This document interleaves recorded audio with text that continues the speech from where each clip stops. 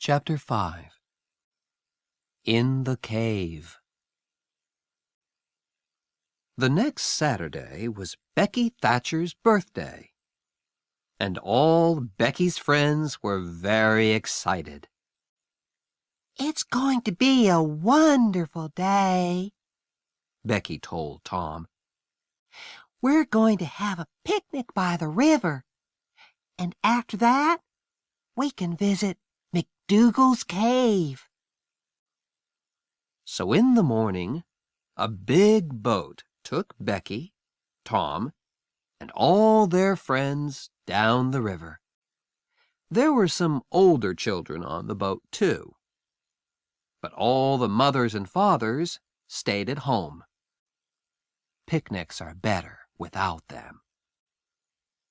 And it was a very happy, noisy picnic. After the picnic, the children took out their candles and ran up the hill to the cave. The mouth of the cave was dark, and some of the children were afraid at first. But caves are exciting. So in the end, everybody went in. McDougal's cave was very, very big, with hundreds of tunnels and rooms. The tunnels went up, down, and into the hill for miles. You could walk for days in McDougal's cave. Nobody knew all the cave, but many people knew the tunnels near the door. You could play all day in these tunnels. Tom, of course, knew them well. For hours the children walked and ran through the cave, up and down the tunnels, in and out of the rooms. In the evening they came out and walked down the hill to the boat, tired but happy. When the boat arrived back in St. Petersburg, it was dark. Huck Finn saw the boat, but he did not know about the picnic. He did not go to birthday picnics, of course, because the mothers of St. Petersburg did not like him. But tonight, Huck was only interested in treasure. Injun Joe's treasure. Injun Joe was in an old building by the river, and Huck waited in the street near the building. Perhaps, he thought, Injun Joe's cross isn't there, and the box of money. I must wait and watch. I can tell Tom about it tomorrow. But Injun Joe didn't come out. At midnight, it began to rain, and Huck waited all night in the cold street. In the morning, he could not move, and he could not speak. He felt cold, then hot, then cold, then hot again. Mrs. Douglas, a woman from the church, found him in the street. She took him to her home and put him to bed. And there he stayed for 2 weeks. He was very ill, and so he did not hear about Tom and Becky. But on Sunday morning, all St. Petersburg knew about Tom and Becky, because they were not on the boat when it came back to the village. Where were they? Were they lost in the cave? And were they alive or dead? At first, Tom and Becky played with their friends in the cave. Then Tom wanted to go down a new tunnel, and Becky went with him. They walked and talked, and went into a second tunnel, then a third. Sometimes Tom put a mark with candle smoke on the tunnel wall. He wanted to find the mouth of the cave again. Then they came out of the tunnels into a big room. There were hundreds of bats in this room, and the candles woke them up. Tom took Becky's hand, and they ran into the nearest tunnel, with the bats behind them. But one bat hit Becky's candle, and it went out. The children ran and ran through the tunnels, and at last they got away from the bats. They stopped and sat down. Suddenly, it was very, very quiet. "Where are we now, Tom?" Becky whispered, afraid. "I don't know," said Tom. "I think it's time to go back. But we can't go through that big room because of the bats. Let's go down this tunnel." They went down one tunnel, then a second, a third, a fourth. Then they wanted to find the big room with the bats again, but they couldn't. Becky began to cry. "Tom, we can't get out. We're lost, Tom. We're lost." They walked and walked. When they were tired, they sat down. Then they got up and walked again. Time went by. Was it day or night? They didn't know. Then Tom wanted to find water. They had nothing to eat, and they must have something to drink. They found a very small river and sat down next to it. "Becky," said Tom, "we must stay here, near this river. This is our last candle, and—" He did not finish, but Becky understood. "Tom?" "Yes, Becky?" "Are they going to come and look for us?" "Of course, when the boat gets to St. Petersburg." "But how can they find us in these hundreds of tunnels?" "Oh, Tom, Tom, we're going to die in here." Becky began to cry again. Then the candle went out, and the two children were in the dark. They sat for hours and hours. They slept a little, then woke up, then slept again. Was it Sunday now? Or Monday? Suddenly, Tom sat up. "Listen, somebody's calling." The two children listened. They heard it again, a little nearer. They called back. Then they began to walk down the tunnel in the dark, with their hands on the wall. They stopped and listened again, but now they couldn't hear anything. Slowly, they went back to their river. They slept again and woke up very, very hungry. "Perhaps it's Tuesday now," Tom thought. "What can I do?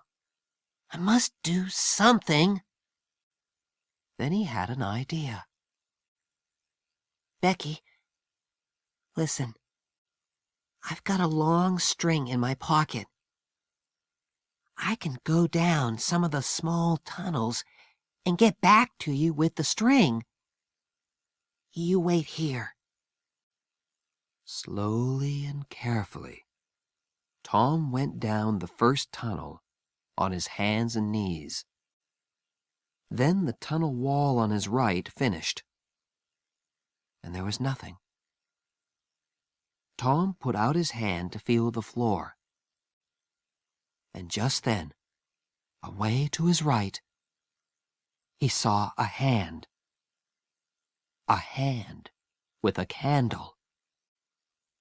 At once, Tom called out. "Help!" he cried. The hand moved, and Tom saw an arm and a face. It was Injun Joe. Tom was very afraid, but Injun Joe was afraid too, and he quickly ran away down the tunnel. Tom went back to Becky, but he did not tell her about Injun Joe. Tom waited for an hour, then went into a different tunnel with his string. Then a third tunnel. It was Tuesday evening, and St. Petersburg waited. Many of the villagers were in the cave, and they looked for the children day and night. But they heard nothing, saw nothing, and found nothing. Then, late that evening, there was a sudden noise in the streets. People began to run to the Thatcher's house. "They're here! Becky and Tom are here!" Most of the village came to listen to Tom's story. "It was in the 6th tunnel," he told them. "I went to the end of my string, and suddenly I could see daylight. There was a little hole in the cave wall. I put my head out, and there was the river, right under my nose. I went back and got Becky, and we climbed out through the hole. Then we stopped a boat on the river. We were 5 miles from the mouth of the cave." Tom was very tired after his 3 days in the cave, and he went to bed and stayed there for 2 days. He heard about Huck and went to see him on Sunday, and then every day. But Mrs. Douglas was always in the room. "You can just say hello," she told Tom. "and then you must go. Huck is very ill, and he needs to sleep." So Tom could not talk about anything exciting, and he could not tell Huck about Injun Joe. One day, about 2 weeks after the picnic, Tom was in Becky's house, and her father came in. "Well, Tom," Mr. Thatcher said, "would you like to go back to the cave again one day?" "I'm not afraid of that cave," said Tom. Mr. Thatcher laughed. "There are a lot of people like you, Tom. But nobody's going into that cave again. There are big doors across the cave mouth now, and nobody can open them." Tom's face went white. "But Mr. Thatcher, Injun Joe's in that cave." An hour later, 50 men were at the cave, and they opened the doors. Injun Joe was on the ground, dead, his face to the door, and his knife in his hand. Chapter 6. Under the Cross. The day after Injun Joe's funeral, Huck was out of bed. He and Tom walked slowly out of the village. They had a good long talk, and Huck heard all about the picnic, the cave, and Injun Joe. "We're never gonna find the money now," said Huck.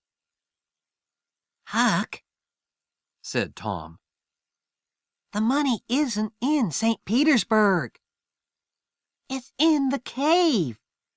I know it is. Why was Injun Joe in the cave? Because he took the box of money there. Right?" Huck looked excited. "Say that again, Tom." "The money's in the cave. And we can get to it easily. Let's go there now. I've got some candles and a long string. We can take a boat and put it back later." 20 minutes later, the boys were in a boat on the Mississippi. They went 8 miles down the river, and then Tom stopped by some small trees. "Here we are," he said. Tom's hole was just behind the trees. Tom took a candle and climbed in. Huck climbed in after him. "Injun Joe never found this hole," said Tom. "Or he did find it and couldn't get through it. It's very small." The boys went carefully through the tunnels with their string. Then Tom stopped. "I saw Injun Joe about here," he said. "And look, Huck, there's the cross." There was a big smoke cross on the tunnel wall. The boys looked up and down the tunnel, but there was no box of money. "Injun Joe said under the cross," said Tom. "Perhaps it's under the ground. Look, we can move these stones." The boys took their knives and began to dig by the tunnel wall. Very soon, they found a second, smaller tunnel under the wall. They climbed down into it and came into a small room. There was a bed, 2 whiskey bottles, some old shoes, and the box of money. When somebody finds treasure, everybody hears about it very quickly. The 2 boys carried the box through the village. And when they got to Aunt Polly's house, half the village was with them. Everybody went into the house. "Oh, Tom, Tom," cried Aunt Polly. "what is it now? And what have you got there?" Tom put the box on the table and opened it. There were $12,000 in that box. And suddenly, Tom Sawyer and Huckleberry Finn were the richest people in St. Petersburg.